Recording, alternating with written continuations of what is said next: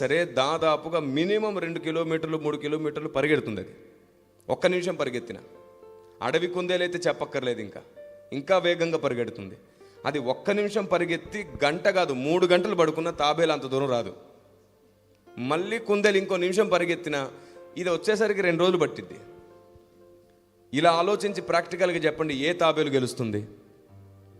కానీ అది కేవలం ఒక ఉపమానం, ఒక ఫిగరేటివ్ అన్నమాట. కొన్ని విషయాలు ఇలా చెబితేనే మనం అర్థం చేసుకుంటామని పెద్దలు చెప్పడం ప్రారంభించారు, కానీ యాజ్ ఇట్ ఈజ్ కాదు. ఇలాంటివి ఎన్నో ఉన్నాయి. అన్నిటినీ పూర్తిగా యాప్ట్ చేసుకోవడం కాదు, కొన్నిటిని సరిగ్గా ఆలోచించడం కూడా నేర్చుకోవాలి మనం. ఇలా బైబిల్ గ్రంథంలో చాలా విషయాలు దేవుడు ఉపమానంగా మాట్లాడుతూ వచ్చాడు. ఇక్కడ కూడా మరియు నీవు పేతురువు, ఈ బండ మీద నా సంఘమును కడతానన్నాడే కానీ పేతురు అనే బండ అనేది అబద్ధం. కానీ ఎందరో మహానుభావులు వారి పాద పరిచర్య చేయడానికి కూడా మనకు యోగ్యత సరిపోదేమో, అంత నమ్మకమైన భక్తులు కూడా ఈ మాట అనేశారు. అంటారు, మనుషులం కదా మనం, ఏదో ఒక పొరపాటు అయితే మనం అంటూనే ఉంటాం. మనం అంత పర్ఫెక్ట్ కాదు. ఎన్ని డిగ్రీలు చేసినా, ఎన్ని థియాలజీలు చేసినా, ఎంత గొప్ప స్థాయికి ఎదిగినా, ఎంత ప్రార్థనా వీరులమైనా, దేవుని స్వరాన్ని నేరుగా విన్నా, చనిపోయిన వారిని తిరిగి లేపినా, వారిలో కూడా కొంత లోట్లు ఉంటాయి, కొంత పొరపాటు ఉంటుంది, కొంత అవగాహన లోపం ఉంటుంది.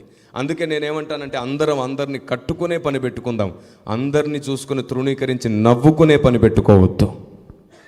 మనలో ఎవరైనా దేంట్లోనైనా బలహీనుడైతే నవ్వాల్సిన పని కాదు, అది బాధ్యత తీసుకోవాల్సిన పని అది.